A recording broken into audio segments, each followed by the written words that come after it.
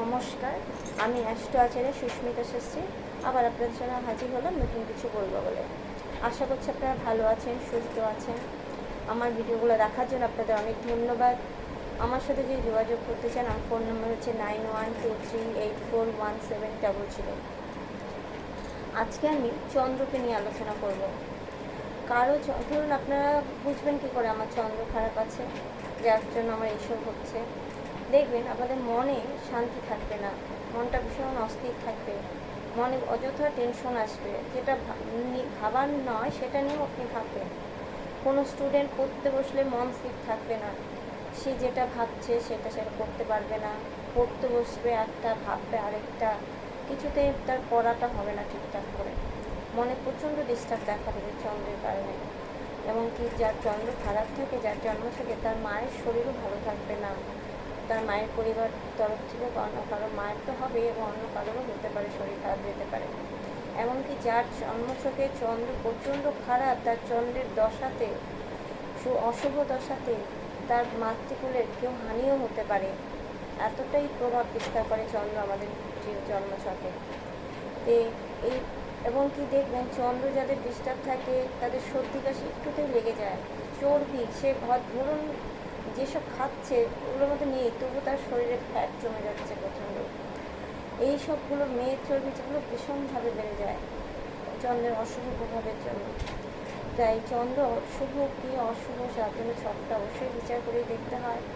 এবং চন্দ্র আমাদের উচ্চস্থ থাকলে, স্বক্ষেত্র থাকলে, কেন্দ্র কোণেও থাকলে, ভালো শুভ গ্রহের সঙ্গে বসস্থান করলে, শুভ গ্রহের দৃষ্টি থাকলে তবে চন্দ্র খুব ভালো প্রভাব বিস্তার করে। আর যদি চন্দ্র পাপ মধ্যগত হয়, শত্রু স্থানে থাকে, চন্দ্রের কোনো শত্রু নেই, শত্রু স্থান নয়, চন্দ্রের কোনো শত্রু নেই। যেমন চন্দ্রের কোনো অশুভ গ্রহের সাথে আছে, চন্দ্র পাপ মধ্যগত আছে, চন্দ্র নিচস্থ হয় বৃশ্চিক রাশিতে। এই সব জায়গায় যদি চন্দ্র অশুভ স্থানে, যেমন চন্দ্র ষষ্ঠ অষ্টমে থাকলে খুব খারাপ ফল দেয়। তো এইসব যে স্থানে থাকে খারাপ ফলই ঘটবে তার। আর যদি শুভ স্থানে থাকে শুভ ফল সে পাবে। তার জন্য অবশ্যই ছকটা বিচার করে দেখতে হবে। চন্দ্র ডিস্টার্ব থাকলে সে তার লক্ষ্যে পৌঁছাতে প্রচণ্ড ডিস্টার্ব করবে, তাকে সে কিছুতেই ওই জায়গায় পৌঁছতে পারবে না, কারণ তার মনটা প্রচণ্ড ডিস্টার্ব থাকবে। সে কী করে পড়াশোনা করবে, কী করে সে এগোবে? সুতরাং চন্দ্রকে ঠিক করতে গেলে অবশ্যই সব বিচার করতে হবে। চন্দ্র কেন আমাদের জন্মছকের প্রত্যেকটা প্ল্যানেটের বিষয় খুব গুরুত্বপূর্ণ ভূমিকা। আমরা প্ল্যানেটের আওতায় আছি, আমরা প্ল্যানেটের বাইরে আমরা কেউ নেই। আমরা গ্রহ নক্ষত্রের অধীনে আছি। আমাদের জন্মছকে যে 12টা রাশি, 27টা নক্ষত্র, এই 27টা নক্ষত্র 12টা রাশি, এই যে প্ল্যানেটগুলো আছে সবার অধীনেই আমরা আছি।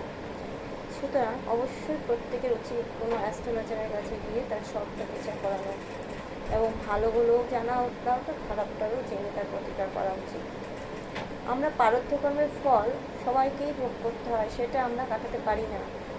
কিন্তু আমরা যে এই জীবনে যে কর্মগুলো করছি তার যে ডিস্টার্বগুলো আছে সেগুলো আমরা প্রতিকার করতেই পারি।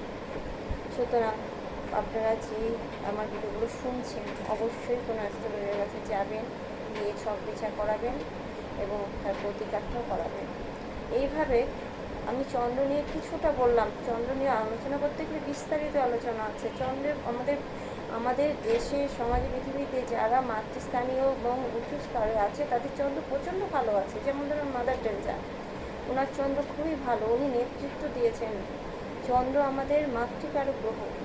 সুতরাং এইভাবে ছক বিচার না করে, কারো ছক না দেখে চন্দ্র নিয়ে কীভাবে চন্দ্র আলোচনা করা যেতে পারে, কিন্তু এইভাবে কোনো রেমেডি দেওয়া যেতে পারে না যে আপনি এটা করুন। সেজন্য তো অবশ্যই ছকটা বিচার করে নিতে হবে। তবে আমি এটুকু বলবো, ধরুন কেউ মনে টেনশনে ভুগছেন, কোনো স্থির সিদ্ধান্ত নিতে পারছে না, মনে প্রচণ্ড ডিস্টার্ব হচ্ছে, অযথা যেটা ভাবার না সেটা নিয়ে ভাবছেন, সর্দি কাশি বেড়েই আছে এবং খুব মোটা হয়ে যাচ্ছেন, মেদ চর্বি ভীষণ জমে যাচ্ছে শরীরে, তখন আপনি কী করবেন?